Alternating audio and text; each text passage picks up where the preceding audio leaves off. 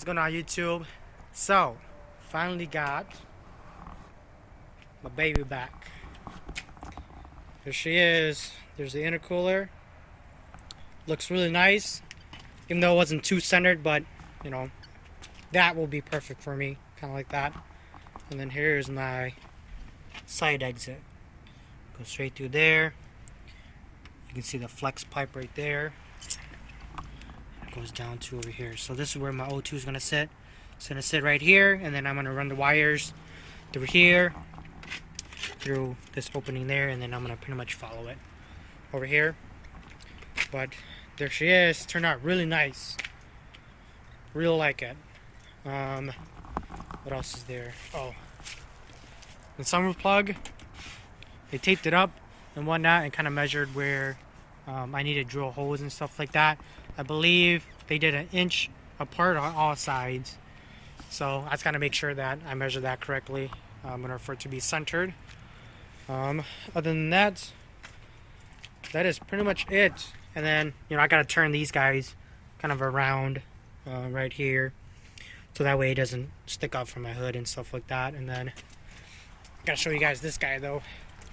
This is probably one of the best things on this car. It's my catch can right here. If I can get my plug out of the way.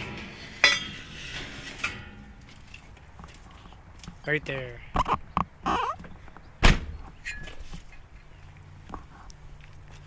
That thing looks sweet. So, this guy is gonna pretty much sit to this little spot right there. So obviously, you know, without all these wires being here and stuff like that, let me actually just take them off. Oh, and if you guys are wondering what this guy was, that's my electronic boost controller right there. So basically that will allow me to do boost by gear.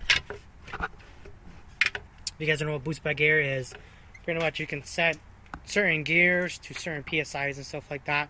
So that way, you know, you're not pushing 20 pounds on first gear, because you know, that's going to be way too much torque. You're not going to have any traction.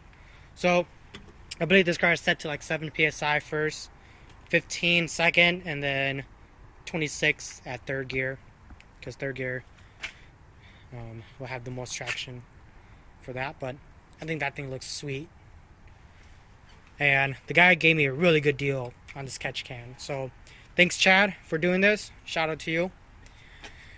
And then basically run my return back pretty much right here. So I'm gonna actually flip these guys around, because that one down there has a 90 and this one here has a straight. So I'm gonna just flip them around so that the 90's up here and then the straight's down there. This guy here, oh my god, it looks super nice. And they did a really awesome like bracket, pretty much a back mount bracket, so you guys can't even see it. Like, obviously you guys can't see it from this far, but you know, he made a really nice bracket for that. And then there's just a few things that I just got to touch up with, and then should be on the road, or you know, on the road to go get tuned and whatnot. But there she is.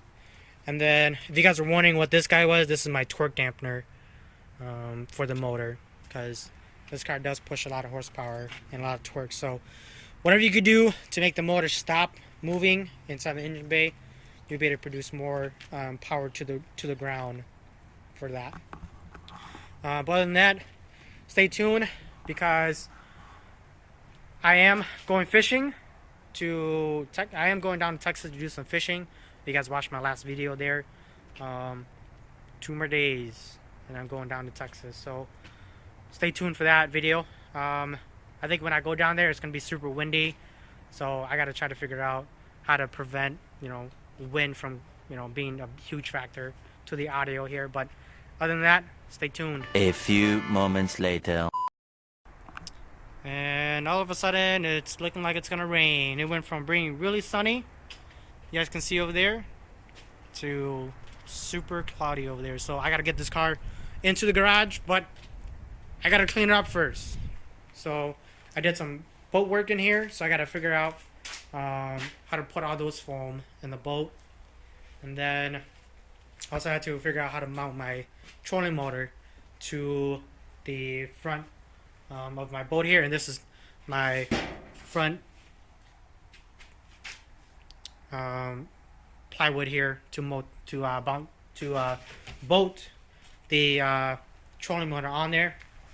And then I also got the storage bin here. So as you guys know, when I first bought it, it didn't have any storage or anything like that. So I went over to Home Depot and I bought this little storage here. It actually fits it perfectly.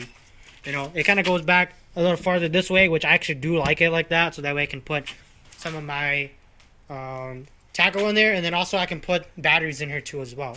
I can maybe put life jackets in there, but we'll see, because I do have those 2 life jackets there. But you know, the boat's pretty tiny, so I gotta figure out, you know, my storage issue and stuff like that. But I'm still getting it watered up. The first time I actually got it watered up, the rivets were still kind of leaking on the boat. So, you know, I brought it back to him and stuff like that. And I think what happened was, we should have never done this, but we watered up the keel, some of the rivets on the keel.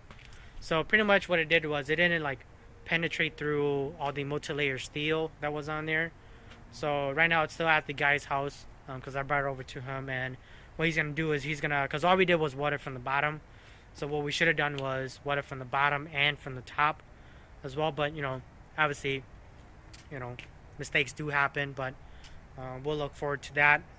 Like I said, it's still at his house. He's just gonna grind off the rivets on the top side, and then we're going to weld the inside, just the keel part, because I think some of the rivets, like the rivets are okay, but some of them are kind of leaking. So he's gonna kind of go over that, you know, with his welder and stuff like that. But other than that, like I said, stay tuned for my next video.